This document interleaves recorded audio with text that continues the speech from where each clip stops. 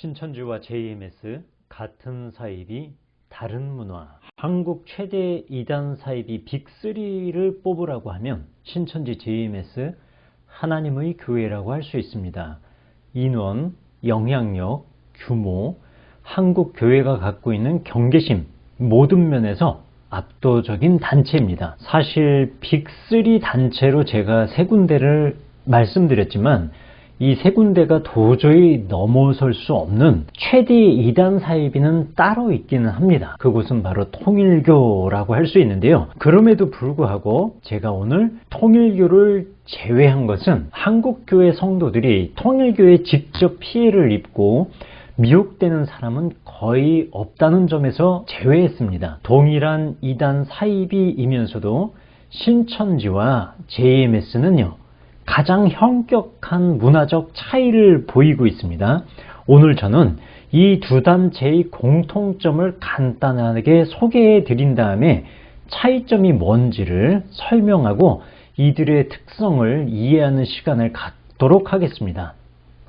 먼저 이 단체의 공통점입니다. 이들이 가장 활발하게 포교하는 기간하고 타깃층은요 고3이고요. 기간은 역시 수능이 끝난 이후라고 할 수 있습니다.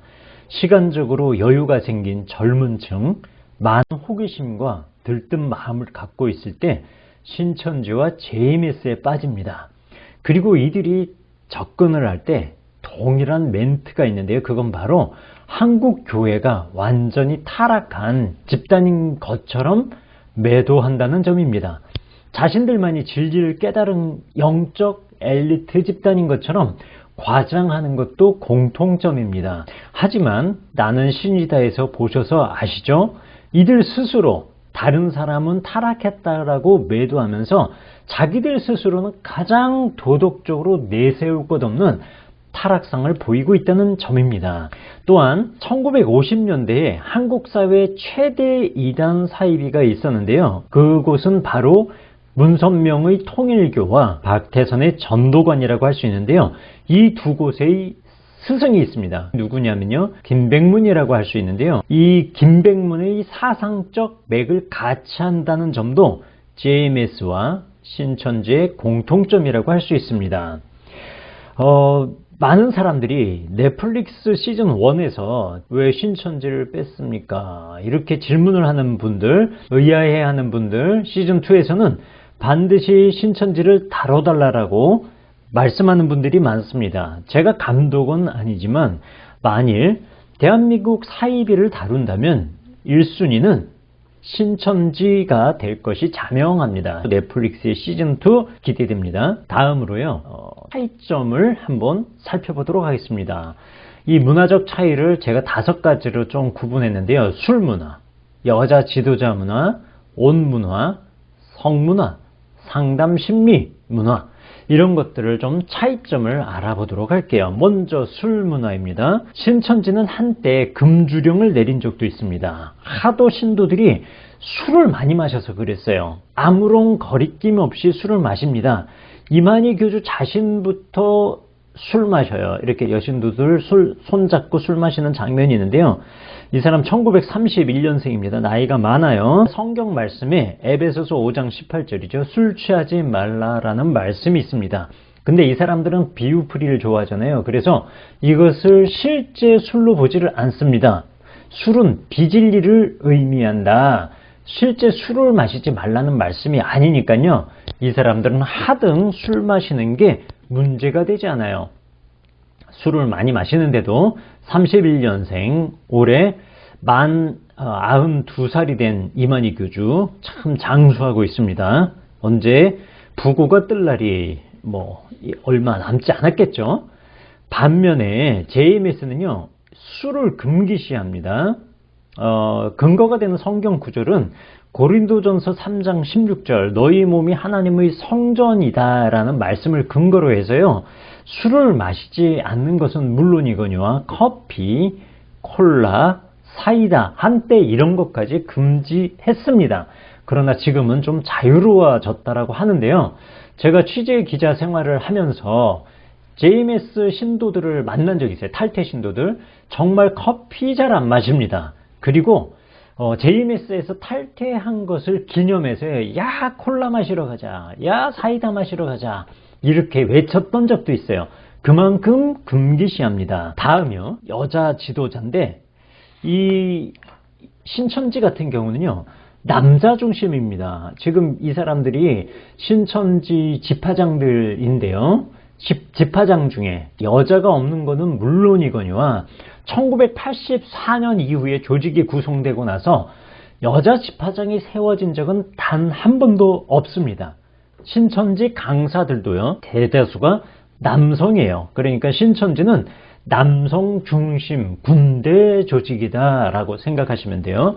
반면에 JMS는요 많은 지도자들이 여성급들이 굉장히 많습니다. JMS에서 정명석을 제외하고 가장 막강 권력을 가진 사람이 정조은, 본명은 김지선인데 정조은에 대해서는 따로 한번 다룰 기회가 있을 겁니다. 그만큼 여성 목사가 즐비합니다. 얼마나 여성 지도자들이 많았으면 키가 훤칠한, 그러니까 170cm 이상 되는 여성 목사가 늘 성경 공부를 인도한다? 그러면 JMS라는 말이 있을 정도로 그만큼 여성 지도자들이 많습니다. 다음은 신천지의 옷 문화입니다. 드레스 코드, 칼라라고도 생각하시면 되는데요. 신천지는 검은색 정장을 선호합니다. 분위기가 굉장히 무겁다라고 보시면 돼요. 정장 검은색이죠. 여성들은 흰색 블라우스, 그리고 남자들은 흰색 와이셔츠를 입고 무거운 톤의 정장을 입습니다. 이거는 신천지 인맞은 시험 보는 장면인데 이런 톤을 강조를 많이 해요. 근데 이제 이거는 공식적인 집회석상이고 이들의 위장교회나 이런 걸 가면 또 굉장히 자유분방한 모습도 있긴 합니다. 그리고 JMS는요 신천지와 달리 검은색 옷을 입으면 사탄마귀가 역사한다고 그렇게 검은색 정장이나 옷을 입는 것을 별로 선호하지 않습니다. 여기서 보시면 느끼시겠지만 굉장히 밝은색 옷을 즐겨 입는다는 것 기억해 두시면 되겠습니다. 그 내부의 성문화 어떻게 되느냐, 신천지는 조직 내에서요 하부 조직에까지 성추행, 성폭행 사고가 적지 않게 발생하는 게 사실입니다. 이만희 교주 본인 자신이 본부인을 두고요 여성과 동거를 한 전력이 있습니다. 그러다 보니까요 하위 지도부에서도 어느 정도 위치에 올라가면요 야, 우리 이만희 선생님도 그러는데 뭐 이러면서 여성 신도들을 굉장히 추행을 하거나 희롱을 하거나 그런 심리가 존재한다고 합니다. 그래서 신천지 지도자들의 성범죄를 목격하거나 듣고 나서 굉장히 고민하다가 탈퇴를 결심하는 경우가 많아요. 고위 간부 중에서 그래도 순수하게 신천지를 믿고 따르던 사람들 중에 탈퇴하는 사람들의 많은 수는 신천지 내부의 도덕적 문제, 특히 성 문제 때문이라고 할 수 있습니다. 그러니까 신천지 내부의 성 문제는 이만희 교주뿐만 아니라 그 하위 구조에도 존재한다라는 거예요. 반면에 JMS는요 정명석 교주의 독식 문화다 이렇게 보시면 돼요. 정명석 교주 자신이 슈퍼 알파 메일입니다. 그러니까 알파 메일은 뭐냐면 짐승의 세계에서 수컷 우두머리를 뜻하는데 정명석 교주 자신이 그 위치에 있어요. 하늘 아래 두 개의 태양이 있을 수 없는 것처럼 자신 외에 어떤 남자들도 여성을 취하는 걸 눈뜨고 못 보는 게 이 정명석 교주의 심리입니다. 김도영 교수가 그랬거든요. 여성 1만 명 강간을 목표로 했다는 얘기가 있는데 아마 초과 달성했을 것이다. 예, 저도 충분히 가능성이 있는 얘기라고 생각을 합니다. JMS 내의 성문화는요 굉장히 순결하고 경건하고 금욕적인 것을 지향을 해요. 그러니까 탈출구 하나는 만들어 놓는데 그게 누구냐면 JMS 한 사람에게로 향한다는 점이 특징이라고 할 수 있습니다. 그래서 늘씬한 여성들이 막 즐비한 모습을 보고는 이 안에 야 저런 여성을 사귈 수 있겠구나라고 정명석 단체에 들어가는 사람들이 있는데요. 가면 실망을 할 것이 분명합니다. 왜냐하면 미모가 뛰어난 분들은 전부 다 순결과 경건을 지향하고 오직 이 사람들의 마음은 누구를 향하냐 하면 이 사람을 향하도록 시스템화되어 있어요. 그러니까 이것은 함정이죠. 들어가시면 굉장히 실망합니다. 절대 들어가시면 안 됩니다. 2단 상담을 할 때 심리적인 분위기도 좀 다른데요. 신천지 출신들은 군대 조직의 군대 문화를 제가 방불 한다라고 했잖아요. 그러니까 투사와 같은 심정으로 찾아와요. 그리고 굉장히 적대적이고요.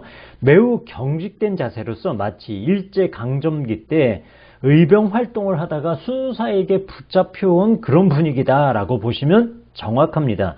JMS는요, 상담을 받으러 올 때 사랑하는 연인과 홀로 떼내어진 그런 정서를 가지는 것처럼 보여요. 그래서 막 눈물 흘리고 우는 신도들이 좀 많은데 그런 차이점들이 보입니다. 넷플릭스 시즌 1에서 JMS가 다뤄지자 사람들이 의아해하는 경우가 많았습니다. 왜? 신천지 빠졌냐? 그런 거였거든요. 그만큼 신천지가 한국 사회에 끼친 악영향이 많다라는 방증이죠. 제가 감독은 아니지만 만일 대한민국 사이비를 다룬다면 시즌2에서 그 1순위는 신천지가 될 것이라고 예상합니다. 만일 나는 신이다 시즌2에서 신천지가 다뤄진다면요.